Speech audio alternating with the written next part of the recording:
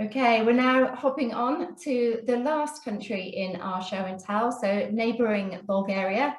I'm delighted to introduce Ilia Krustev, Chairman of the Association for Innovation, Business, Excellence, Services and Technology, abbreviated to IBEST, and is also the CEO at A Data Pro. So thanks, Ilia. Over to you. Thank you, Kerry. I'm just sharing screen because there will be some data in that. First of all, it's really hard to speak after Alexandra. And just a note here, we as an association actually organized a number of volunteers and have managed to find shelter for more than 2,000 Ukrainian people in Bulgaria. And you know, all Bulgaria supports you, and hopefully all this will end soon. But really, you can expect only support from Bulgaria for this one. So when it comes to Bulgaria, just to give you a brief overview of 2020. When it comes to BPO and ITO, we have something like 78,000 people in Bulgaria, which is in terms of revenue 3.3 billion euro, and around 6.6% of the GDP of Bulgaria. It's growing fast, but Bulgaria is a small market, and compared to other markets, of course.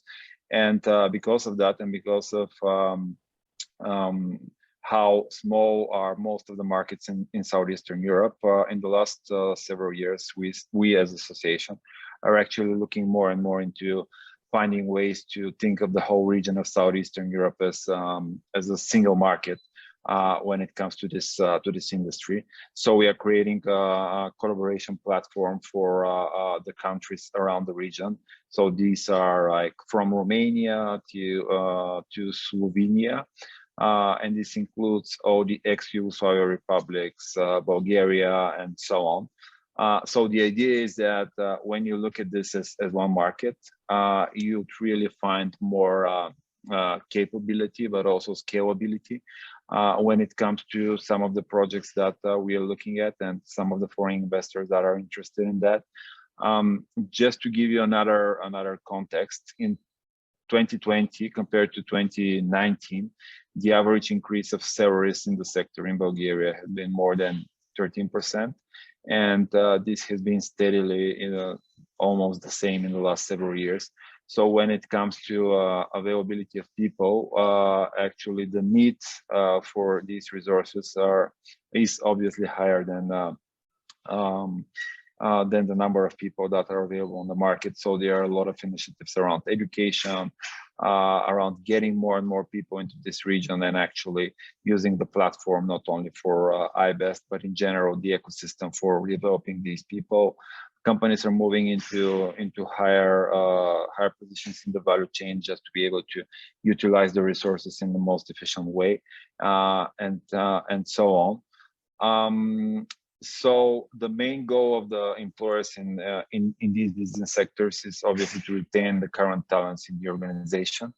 And as I mentioned, salaries are increasing, and this will be something that we expect to continue in the next several years.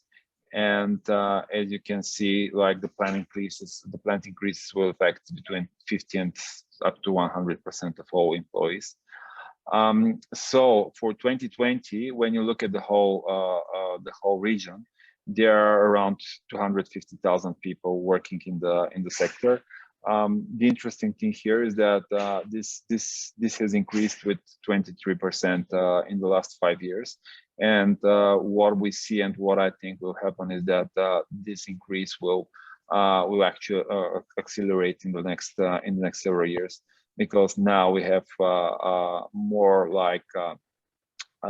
places where we can develop talent, more locations, and this actually contributes to the fastest growth of the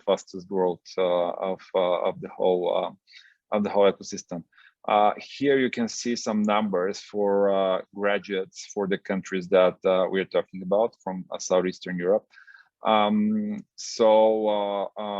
you can see, when you look at the countries by themselves, each of these countries is not a big market, but when you gather all these, you actually have a broad spectrum of resources, a lot of know-how and capabilities, and a lot of experience in the last around 20 years now, for which we have had this industry in the region. When it comes to the number of people per country that we currently have, here again you can see a split. This is from our report for 2021, and the total number, as mentioned, is around 250,000, and has decreased a bit in 2020, and this has been because of the pandemic and the effect that it had on some of the projects. However, 2020 compared to 2019, the increase in revenue has been more than 10%. So what is happening is that with less resources, we are actually adding more and more value, both for the clients, but also on the revenue side. Another thing that is happening, obviously not only in this region but worldwide, is work from home, and this adds another layer of actually companies being able to hire and develop resources in locations that were not considered until recently. This is also something that is going to actually further increase. And even today, I'm in a location in Bulgaria that is outside of the capital, and we are doing an event here that is together with the university and the local municipality, and this is a new location for Bulgaria that we want to develop when it comes to our industry. So this is just another example of how this works and the efforts that we are putting into that. In a nutshell, what we are looking at is that the industry is really increasing really fast in the region of Southeastern Europe. This puts a stress on salaries and inflation, but also actually pushes the companies to get up the value chain and to invest a lot more into education and finding ways to find people in new locations, do more integration between companies, also collaboration internationally in the region, and so on. And this will lead to increased development of the sector, and will affect the economies in the region of Southeastern Europe in a pretty good way, I think.